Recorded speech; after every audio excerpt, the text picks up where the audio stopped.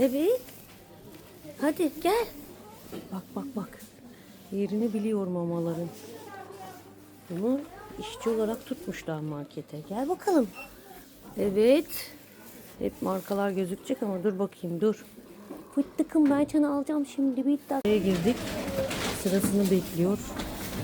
Bekle. Bekle yola çıkma. Uy. Başlatma bizi.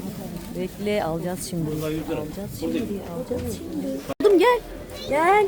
Gel. Hadi yerine geç. Geç yerine geç. Gel. Gel. Şurada vereyim gel. Gel al. Gel annem gel. İşte, gel. Gel burada bak gel. Vermedi mi abiler sucuk sana?